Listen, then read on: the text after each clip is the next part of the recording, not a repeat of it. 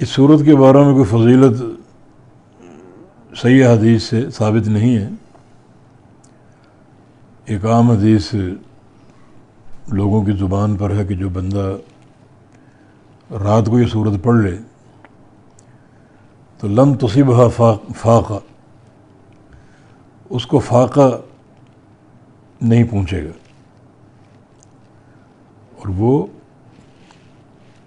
بھوکا نہیں رہے گا اور نہ اس کو کسی فقر کا اندیشہ ہوگا. مگر یہ حدیث ضعیف اور اس کی سند ثابت نہیں. فضیلت وہ ایک ہی ثابت ہے جس میں رسول اللہ صلی اللہ علیہ وسلم نے فضلت بالمفصل فرمایا کہ مجھے قرآن حکیم میں مفصل حصے کے ساتھ فضیلت دی گئی. وہ سورہ قاف سے لے کر سورہ ناس تک جتنی صورتیں ہیں وہ قرآن مفصل کہلاتی. اور اس طرح کی آیتیں نہ تورات میں تھیں، نہ زبور میں، نہ انجیل میں، بلکہ اس اسلوب کی آیات اور صورتوں کے ساتھ نبی علیہ السلام کو فضیلت دی گئی. تو یہ ایک فضیلت عمومی طور پر اس صورت کی ثابت ہے، اور اس میں سورہ قاف سے لے کر سورہ ناس تک تمام صورتیں داخل اور شامل. ہاں البتہ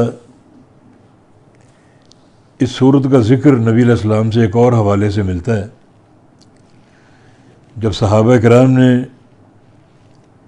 ایک بار آپ سے عرض کیا کہ شبت یا قد شبت، یا رسول اللہ صلی اللہ علیہ وسلم آپ پر بڑھاپا آ گیا، یعنی سفید بال ظاہر ہونا شروع ہو گئے داڑھی میں یا سر میں، جو کہ بڑھاپے کی اطلاع ہے اور بڑھاپے کی آمد کی خبر دیتے ہیں. تو رسول اللہ صلی اللہ علیہ وسلم نے اس کا جواب دیا کہ میں بوڑھا کیسے ہوا ہوں. فرمایا کہ شیبتنی ہود والواقع والمرسلات وعما یتساءلون وإذا الشمس كورت. یہ قرآن کی 5 صورتیں جن کو میں پڑھ کر بوڑھا ہو گیا. گویا بڑھاپے کی عمر نہیں تھی یہ، مگر یہ صورتیں اور ان صورتوں کے مضامین نے مجھے بوڑھا کر دیا.